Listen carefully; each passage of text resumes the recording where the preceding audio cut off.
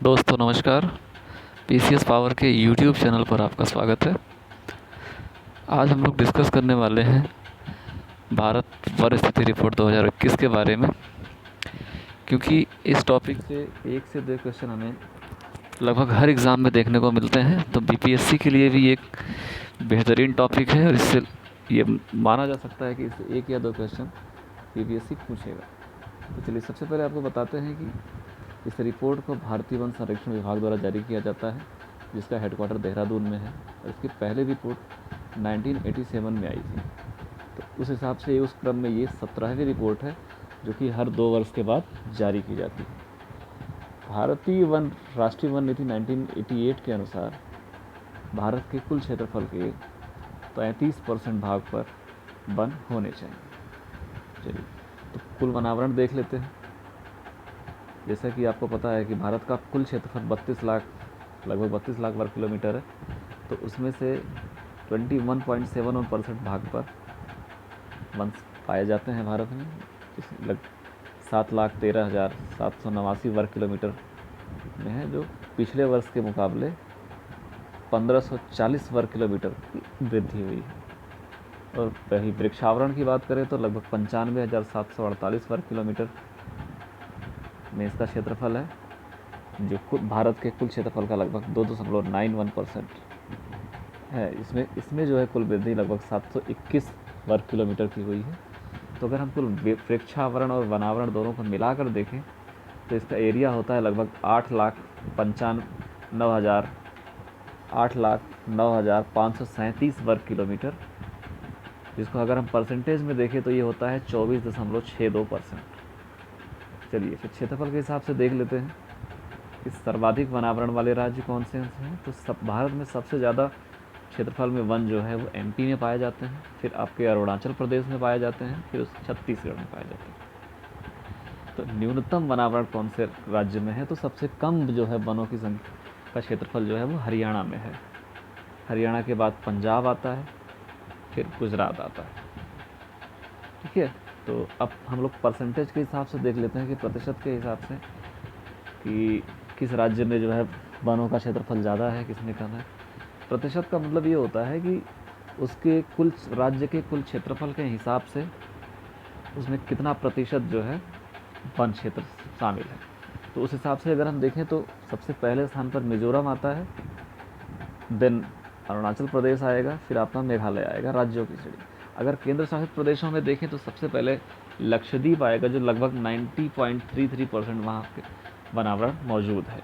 उसके बाद आपका अंडमान और निकोबार आएगा, जहाँ 81.75% के आसपास वनावरण मौजूद है।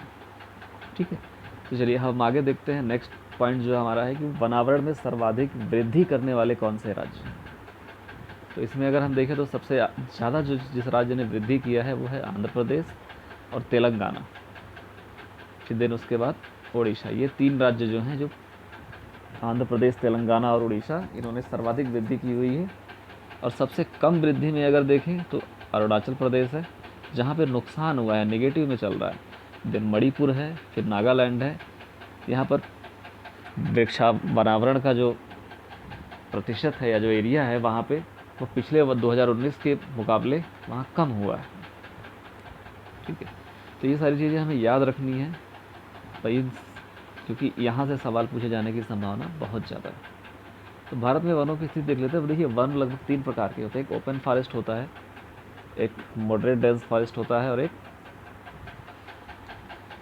वेरी डेंस फॉरेस्ट होता है। तो भारत में आप जनरली समझ सकते हैं कि सबसे ज़्यादा जो इलाका है भारत में वो ओपन फॉरेस्ट है, लगभग 36,465 वर्ग किलोमीटर का।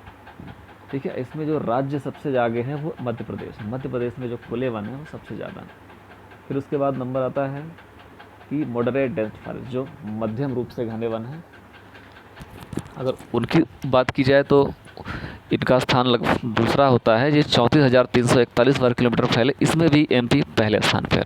उसके बाद नंबर आता है तीसरे नंबर पे बहुत घने वन जो होते हैं, जो लगभग भारत में जो है तीसरे स्थान पे है और 21,095 वर्ग किलोमीटर में फैले हुए हैं। और इसमें पहले स्थान पर अरुणाचल प्रदेश है। मतलब अगर आपसे ये सवाल पूछता है कि भारत में किस राज्य में सबसे अधिक घने वन पाए जाते हैं, तो वो आपका आंसर होगा अरुणाचल प्रदेश। चलिए मैंग्रोव की स्थिति देख लेते हैं। मैंग्रोव सबसे ज़्यादा जो पाए जाते हैं वो आपके पश्चिम बंगाल में पाए जाते हैं, फिर गुजरात में, क्योंकि ये समुद्री इलाकों समुद्र तटीय इलाकों में पाए जाते हैं, और सुंदरवन में इनकी मतलब इनका क्षेत्रफल सबसे ज़्यादा है। तो उस हिसाब से अब भारत का कुल क्षेत्रफल जो है वो लगभग 4,992 वर्ग किलोमीटर में मैंग्रोव पाए जाते हैं। ठीक है, और सर्वाधिक वृद्धि जो मैंग्रोव में हुई है वो उड़ीसा में हुई है, फिर उसके बाद महाराष्ट्र में हुई है। अब मैंग्रोव देश के कुल क्षेत्रफल के लगभग 0.15% पर पाए जाते हैं। तो ये थे हमारे कुछ टॉपिक जिसमें से आपको ध्यान देना है कि कहाँ पे आपको ज़्यादा फोकस करना है, मैं बता देता हूँ। तो ये जो है 17वीं रिपोर्ट थी 2021 की, ये ध्यान देना है। उसके बाद कुल वनावरण जो है कितना 21.71% है, इस पे ध्यान देना है। और कुल वृक्षावरण 2.91% है, इस पे ध्यान देना है। और जो वृद्धि हुई है 1540 वर्ग किलोमीटर की वनावरण में और 721 वर्ग किलोमीटर की वृक्षावरण में, इसको दोनों को भी ध्यान रखना है। टोटल जो है, टोटल कितना होता है, टोटल 24.62% जो है वृक्षावरण और वनावरण दोनों मिला के होते हैं। और इसके अलावा जो क्षेत्रफल में जो वृद्धि है वो 2261 वर्ग किलोमीटर की है, ये भी आपको ध्यान रखना है। और क्षेत्रफल के हिसाब से तो आपको पता ही है, सबसे पहले एमपी, फिर अरुणाचल प्रदेश, फिर छत्तीसगढ़। ठीक है, उसके बाद न्यूनतम में आपका हरियाणा हो जाएगा, पंजाब, गोवा। तो ये जो मेन टॉपिक है, आपको पहला वाला तो कम से कम याद रखना है।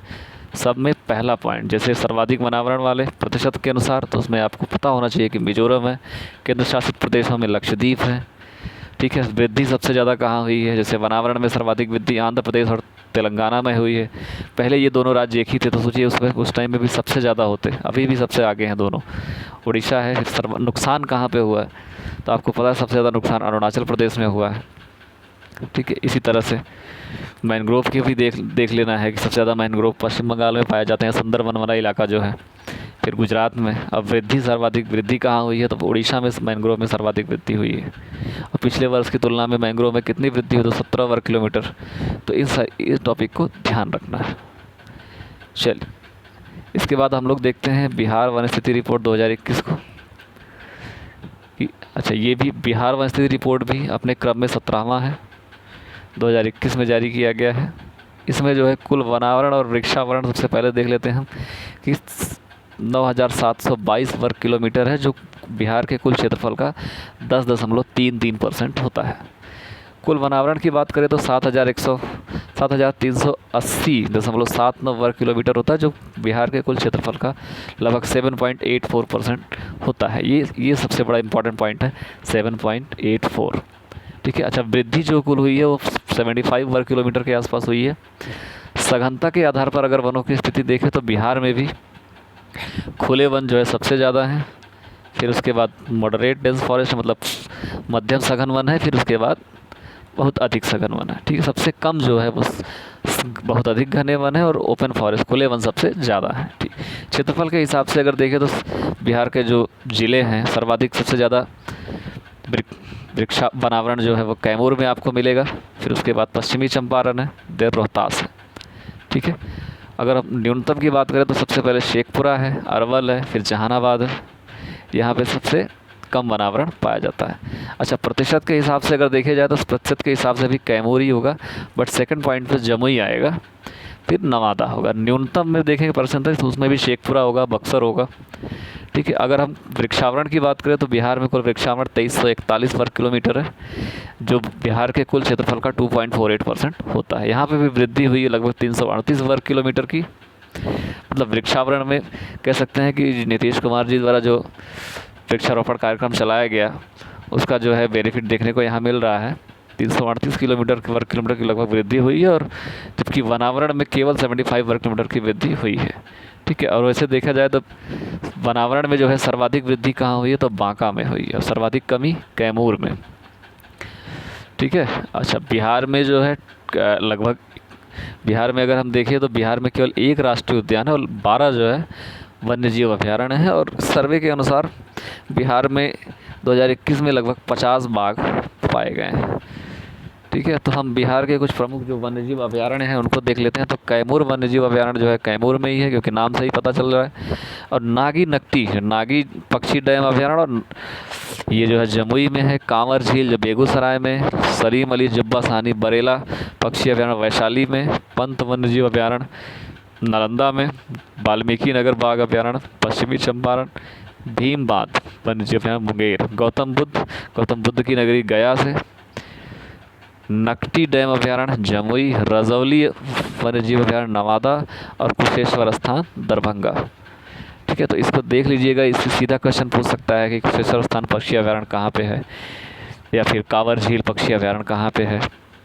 तो इसको ध्यान देने की ज़रूरत है। बाकी बिहार में बहुत ज़्यादा नहीं देखना है आपको, बट ये जो मेन टॉपिक है बिहार में भी, जैसे बिहार में कितने प्रतिशत वनावरण है, तो वहाँ पे आपको बताना पड़ेगा कि 7.84% है। वृक्षावरण कितना है, 2.19% है, सॉरी 2.48% है। तो इन सब चीज़ों को ध्यान रखनी है। बाकी मिलते हैं नेक्स्ट वीडियो में, तब तक के लिए थैंक यू।